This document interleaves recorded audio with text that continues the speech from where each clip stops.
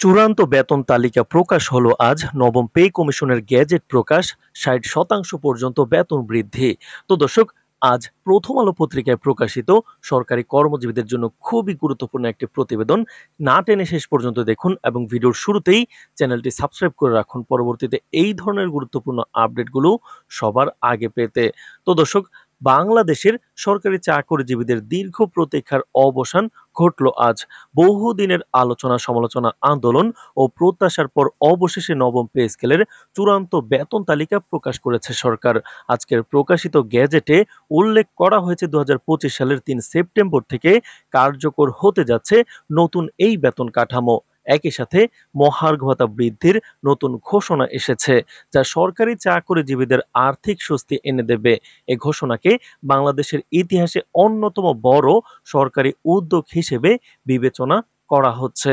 তো দর্শক, নতুন বেতন কাঠামোতে ১২টি গ্রেডে ধাপে ধাপে বেতন বৃদ্ধি করা হয়েছে, যা দেশের সরকারি কর্মচারীদের জীবন মান উন্নয়নে গুরুত্বপূর্ণ ভূমিকা রাখবে।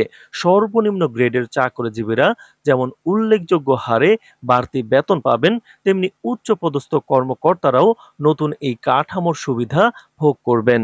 গ্যাজেট অনুযায়ী বেতন বৃদ্ধির পাশাপাশি মহার্ঘ ভাতাও ৪০ থেকে ৬০% পর্যন্ত বাড়ানো হয়েছে। এর ফলে মাস শেষে সরকারি চাকরিজীবীদের হাতে আরো বেশি অর্থ আসবে, যা তাদের জীবনযাত্রার ব্যয় সামাল দিতে সহায়ক হবে। বিশেষজ্ঞদের মতে এই সিদ্ধান্ত কর্মচারীদের সন্তুষ্টি বৃদ্ধি করার পাশাপাশি সরকারি প্রশাসনের কার্যক্রমকে আরো গতিশীল করবে। তো দর্শক, প্রধান উপদেষ্টা ডক্টর ইউনূস বিবৃতিতে বলেন, সরকারি চাকরিজীবীদের দীর্ঘদিনের দাবি আমরা গুরুত্বের সাথে বিবেচনা করেছি। নবম পে স্কেল কার্যকর হওয়ার মাধ্যমে আমরা কেবল বেতন বাড়াইনি, বরং তাদের জীবনযাত্রার মান উন্নয়ন ও কর্মে উৎসাহ প্রদানের এক নতুন দিগন্ত উন্মোচন করেছি। আশা করি এই সিদ্ধান্ত দেশের সামগ্রিক অর্থনৈতিক অগ্রযাত্রাকে আরো ত্বরান্বিত করবে।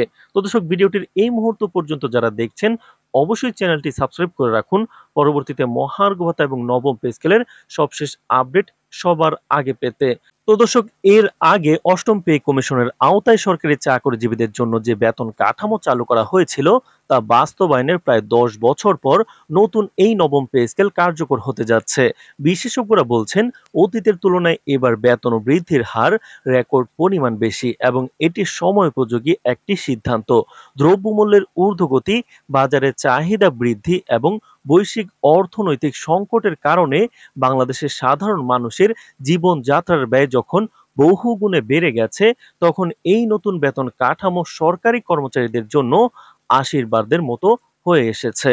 তো দর্শক, অর্থনীতিবিদরা মনে করছেন, নতুন বেতন কাঠামো একদিকে যেমন চাকরিজীবীদের আর্থিক স্বস্তি এনে দেবে, অন্যদিকে বাজারে ভোক্তা ব্যয়ও বাড়াবে। তবে তাদের মতে সরকারের জন্য এখন সবচেয়ে বড় চ্যালেঞ্জ হবে মুদ্রাস্ফীতি নিয়ন্ত্রণে রাখা। যদি বাড়তি অর্থের কারণে বাজারে দ্রব্যমূল্য আরো বেড়ে যায়, তবে তা সাধারণ মানুষের জীবনে নতুন সংকট ডেকে আনতে পারে।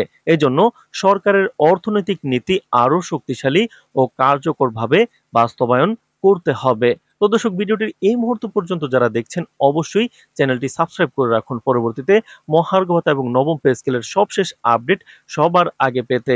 তো দর্শক, আজকের এই ঘোষণা সরকারি চাকরিজীবীদের মধ্যে ব্যাপক উৎসাহ উদ্দীপনা সৃষ্টি করেছে। সামাজিক যোগাযোগ মাধ্যমগুলোতে ইতিমধ্যে হাজারো কর্মচারী তাদের আনন্দ প্রকাশ করেছেন। কেউ কেউ বলছেন, এই সিদ্ধান্ত আমাদের পরিবারের জন্য স্বস্তির নিঃশ্বাস এনে দিয়েছে। আবার অনেকে মনে করছেন, নতুন স্কেল ভবিষ্যতে তরুণ প্রজন্মকে সরকারি চাকরিতে আগ্রহী করে তুলবে। দেশের সাধারণ মানুষরাও এই সিদ্ধান্তকে ইতিবাচক ভাবে দেখছেন।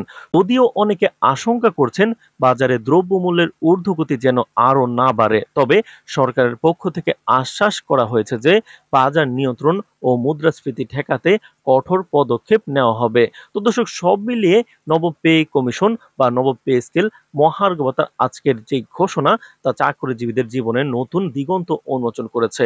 পরবর্তীতে মহার্ঘ ভাতা এবং নবম পে স্কেলের পরবর্তী যে কোনো আপডেট পেতে চ্যানেলটি সাবস্ক্রাইব করে রাখুন। আজ এ পর্যন্তই, ধন্যবাদ।